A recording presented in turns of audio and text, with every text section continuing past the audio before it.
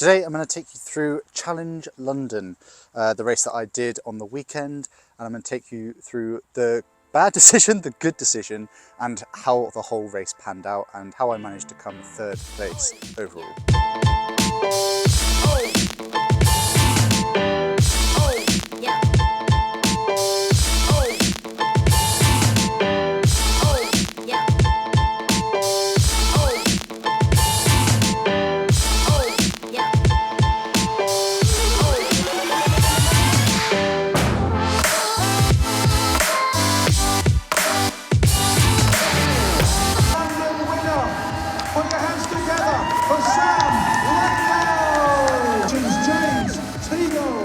And ladies and gentlemen, this is the best run I've ever seen in the middle distance from Josh Lewis.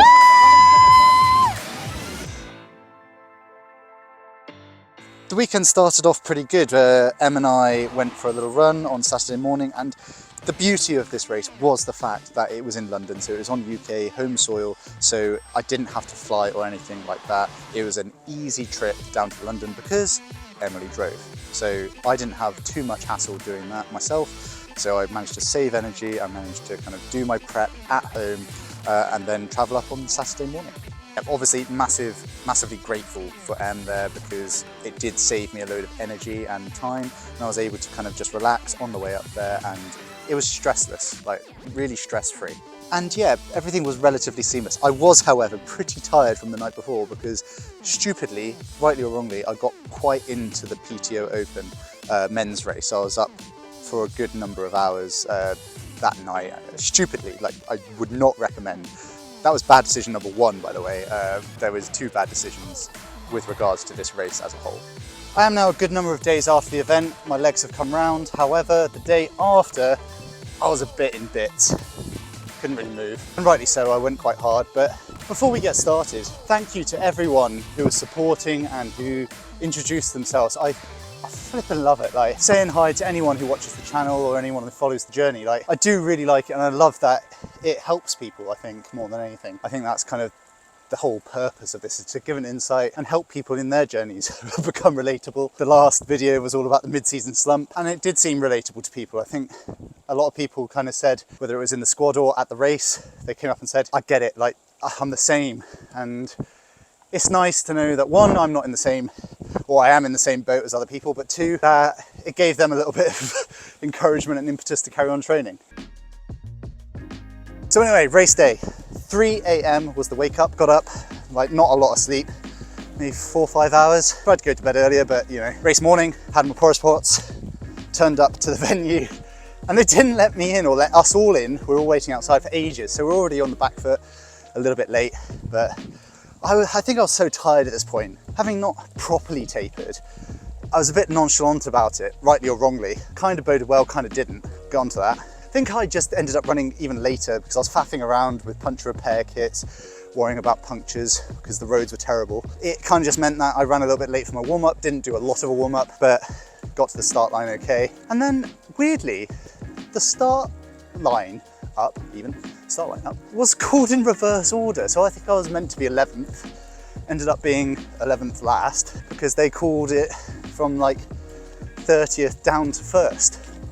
So Sam Laidlow was the last one to line up. When they called me, the space on the line was on the far left. So I was like, well, I'm gonna go there. I quite like swimming in space. Unfortunately, this was a bad decision. This was the bad decision that I made. It was further back than the boy on the right. And I looked at it and I was like, this isn't fair. So attempted to eke forward ever so slightly, you know, to keep in line properly with the others, but quickly got called back. I was like, fine, fair enough, you know, that's not the line. And Sam had come over to the same side as me because there was more space, but then realized the same thing as I did and then bolted to the other side. So I had an instant reaction of, fantastic, the speed's gonna be this side. And then all of a sudden it wasn't.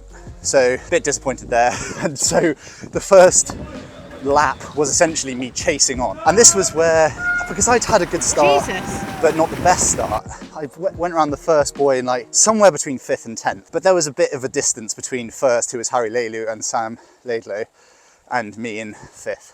So I had to basically make up about 10 seconds. And this was where my first good decision was. I saw the gap go. I don't know who dropped the feet, but someone dropped the feet. and I spotted it. At this point, I was trudging away in about 4th place, and I was popping my head up every now and again, saw that gap go and thought, came through like a train. And this was the big good decision that I made, I guess, was to commit to trying to chase down the front two. And that allowed me eventually, after a monumental effort, or at least that's what it felt like, to get back onto Sam Laidlow's feet about 700 meters later. You know when you're in a pool and you're getting a bit of draft because you're, I don't know, 5-10 seconds off of someone. Let's say I was 10-15 seconds off of the back. I was starting to get a little sniff of the bubbles, a little bit of the draft. I was snaking all over the place because I felt as though they were snaking all over the place, and I was trying to hunt down these bubbles, of which I was not doing a very good job of. But as soon as I was in those bubbles, it made it a lot easier to try and shut that gap. So when I was about within 10 seconds and started to get the taste, it made it a lot easier to shut the gap. And I think that was helped because Sam had a bit of issues with his wetsuit, so he had to kind of roll on his back and drop off a little bit. But needless to say, I made it onto his feet with about 3/4 of a lap to go, because it was 2 laps. So that was probably maybe 1 and a bit K into the swim. And then it was just a case of holding on and trying to come into T1 together. Okay, so a quick recap of where we are at. I've had one bad decision, which was to start on the left-hand side of the race behind the right-hand side of the race. So immediately off the start line, not in a good place. My good decision thus far was to try and close the gap between Harry and Sam and myself, who was 10-15 seconds back at the time. Managed to do that, came into T1 in 3rd place, just behind Sam Laidlow, who was my target man for the start of the race. I just wanted to try and stay with him for as long as possible because he's the best in the world, or one of them, and I wanted to see where I was at in comparison. So the rest of the video is about how that panned out, because basically got onto the bike in 3rd place and had to push an inordinate amount of power just to stay within touching distance of Sam. And it went okay, but at the same time, I think I was being a little bit generous with the draft zone. So it was a 15-meter draft zone for this race. They change it, sometimes it's 20, Ironman is 12. This was 15, and it was a case of I was trying to not be on the limit because I didn't want a 5-minute penalty. And because I was in 2nd place with no one else really around and Sam just leading basically, I had a moto next to me, so there was no chance I was going to be like close to the limit because I didn't want to have that penalty, as I said. Not only that, I was looking at the rest of the field because it was an out and back, constantly 3 laps. So I looked at the rest of the field and they weren't cheating. They weren't on the limit. Some races you see them like cheating and being within the 12-meter draft zone or the 20-meter draft zone or whatever it is, and you see them like obviously not doing the right thing. Everyone else in this race was being very fair. So I was like, well, I'm going to err on the side of more fair anyway because they're not getting an advantage, so why should I? So anyway, for the first lap, I stayed with Sam and I pushed about 370 watts for that first lap. And I'm not an aero by any stretch, but we were flying. And I think it was James Teagle in 3rd at this point. We put a decent gap into him over that first lap, but it was pretty mental. Like I was looked down on my power meter and I was like, I was scared, honestly. I was a little bit scared about what might happen to my legs if I continued like that. So basically after a lap, this was my 2nd or 3rd decision that I made. Whether it was good or bad, I don't know. I think I made the right decision, but it was in theory the easy one. But at the time it was a decision made because I was in a podium position and I thought I was in contention for a podium. But if I'd committed to trying to stay with Sam, my legs might have blown and ruined that possibility. On the flip side, if I'd committed to it, I never know how I might have run off the back of it. I might have been okay. I might have put myself in potentially a 2nd place position. I do not think that this was the case, however, which is why I obviously buttoned off the gas in order to be able to try and run off the back of it. But we will never know.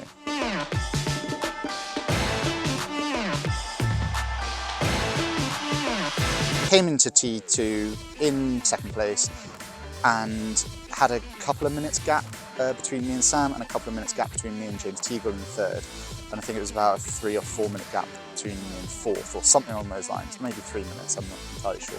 But either way, I was able to run relatively well, had one of my best runs to date. James Teagle did come flying past me, Sam Laidlow was up the road, but I managed to keep 4th place at bay. I think it was Matt Troutman. Sorry if I pronounced your name wrong, but yeah, I managed to keep them at bay and like had one of my best runs to date. overall one of my best races today, and I was absolutely buzzing about it.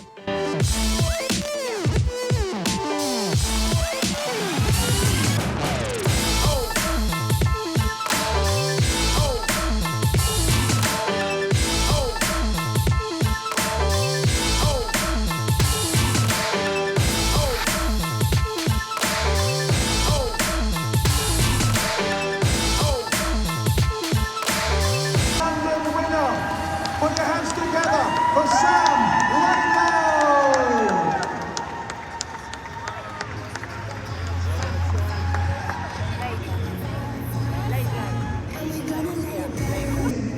That calf is, he did everything he could to chase down Sam today. Congratulations, James Teagle! And ladies and gentlemen, this is the best run I've ever seen in the middle distance from Josh Lewis.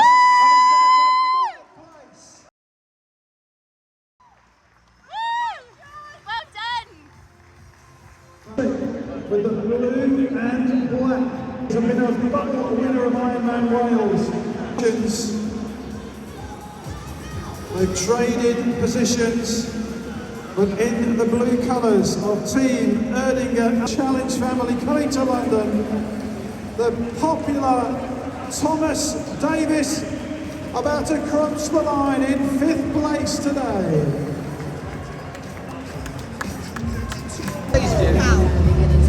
I lost a bottle on the bike, but luckily I had like You lost another bottle?